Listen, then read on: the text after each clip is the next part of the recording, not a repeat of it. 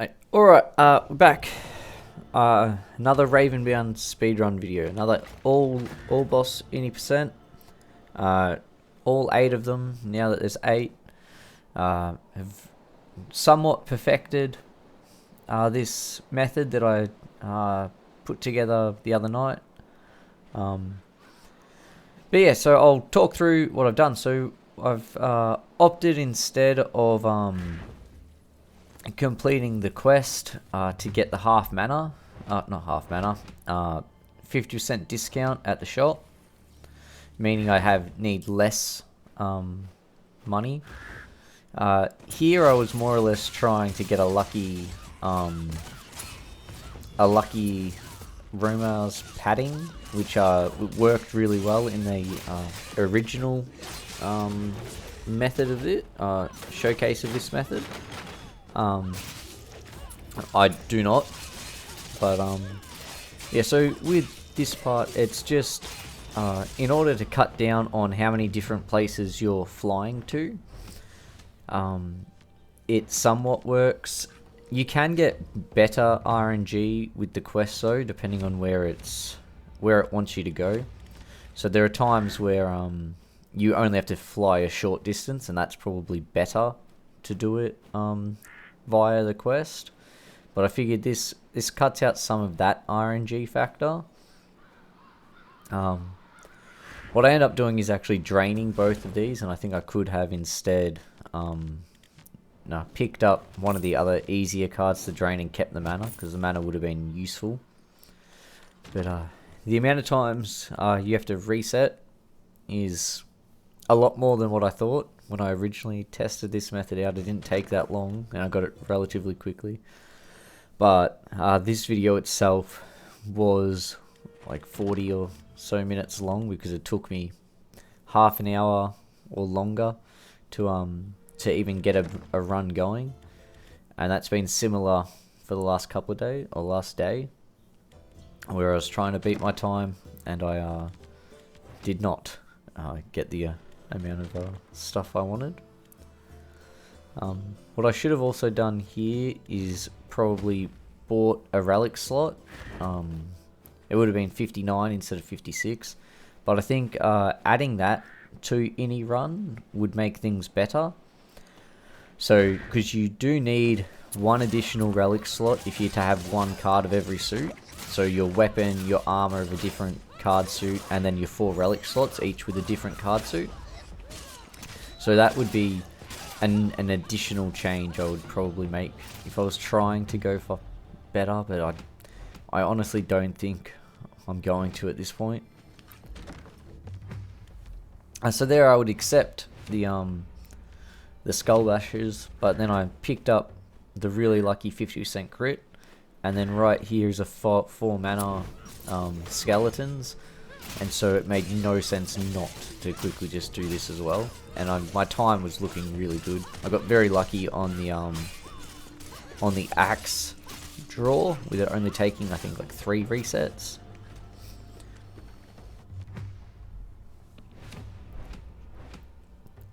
Here I grab also another 25% crit, which is ridiculous. Like that puts you at 82%. Yeah, that puts you at the 82%, which is very close to that Raymar's padding, giving you 100% at grey health or when healing. So it meant that I didn't feel the need to have to hunt down for that specific armor. And then in order to get my 2 mana, knowing that there was a mana chest, place just there is just useful or helpful. This fight's a little bit scuffed. It's very butchered, and it could have been done a lot better. I'm still not sure exactly what attacks the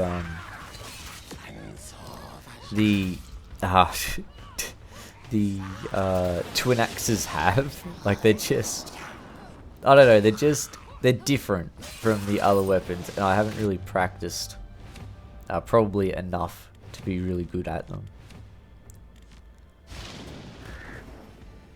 But if the weapon's strong enough, you don't need to be good with the weapon, you can just make do, I guess. So I've got three of the card suits with ice, soul, and normal. No, yeah, I'm assuming they call it normal. I don't remember what they call it. And then I'll guarantee an earth draw here. And so then you're just missing sky and fire. Typically you would have already had a fire one, or would have had a good chance at a fire one by fighting those Tufta before, which is what I was trying to do, but it doesn't matter. Or it didn't matter, obviously. I do think the best armor might actually be one of the ones that's, for this run in particular, would have been the Spored on Forceful Attack, or Frozen on Forceful Attack. And then if you use those, you could use those in a way that would maybe allow you to skip past the boss phases. So by having them frozen just before, or working it out that way, you could just out damage them through those phases, which could actually save a lot of time, but it would require some killer RNG as well as really good timing on when the bosses are going to go down, as well as Frozen being very buggy with some of the bosses, because if they start their animation and they get frozen, in some instances they just continue, and they won't then be frozen at all, and they'll skip being frozen entirely. As you can see, you crit just about every hit, but 82% crit chance. What? Yeah. Here I saw that I got the magic potency one, which meant I definitely wanted to go grab a relic slot. Which again, if I had have just bought the relic slot, would have saved a fair bit of time just here, just flying in and between. However, I did something similar on my last one as well, and in hindsight I should have picked up an additional relic slot as well, just in case I picked up a fire card anywhere. I don't, but it would have been, if I did, it would have made this even stronger again, which one of the graves that I've got stuck, or not stuck, but one of the graves I could have been using is just in at this warden, and that one's got a Crown of Fervor if I go to this boss second at the moment. So some of the gravestones would definitely be a way to improve some of the runs, if you can learn or have some gravestones that are in good locations and have good cards. That's a change that I don't think the gravestones work as they originally did, where it was based off the online play. I think now they're just a couple of set ones that may change on occasion. I'm not sure, because I'm seeing the same graves in the same spots fairly regularly, but I'm not sure. Yeah, again, I know nothing about the behind the scenes part of the game, or how it operates. I just play it. So as you can see, I've got 30 seconds up my belt at the moment, so the build is going along really well.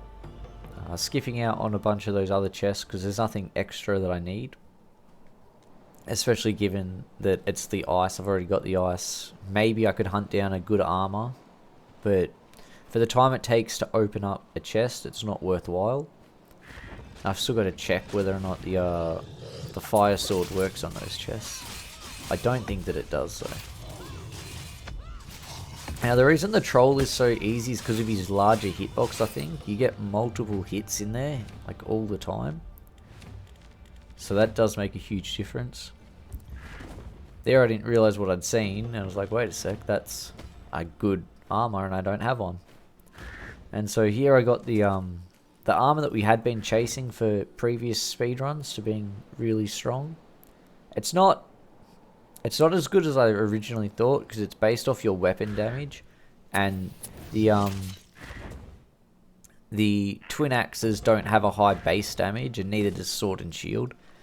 However, when you were running the longsword build, they've got a much higher base damage, and so you were getting, it was better with the longsword.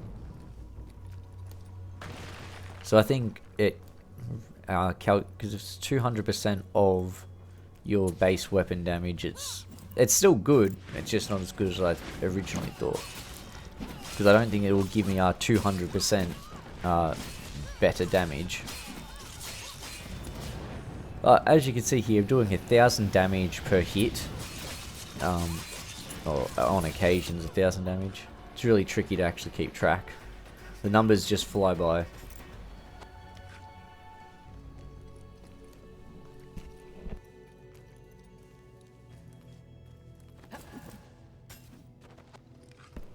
But yeah, I'm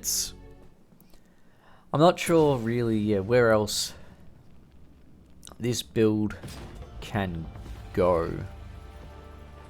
Like, outside of absolute, like, perfect RNG, you fight the witch and just get super lucky on, like, with the superior inner growth. The sub 13 is probably there. Anything lower than that is highly unlikely. Like, you could get lucky and have the axes there at the very start of a run, but you would be resetting so much, and that's just too much for me. As you see there, the root didn't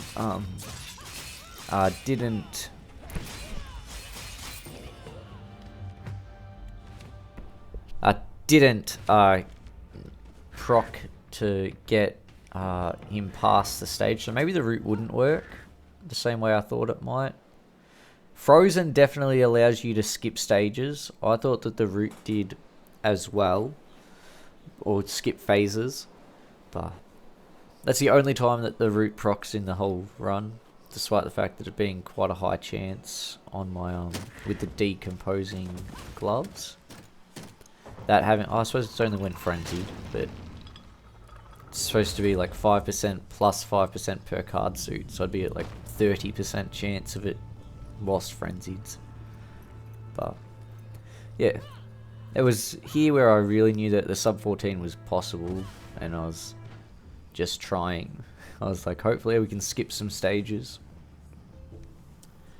Seeing as the Betrayer has the longest phase stages.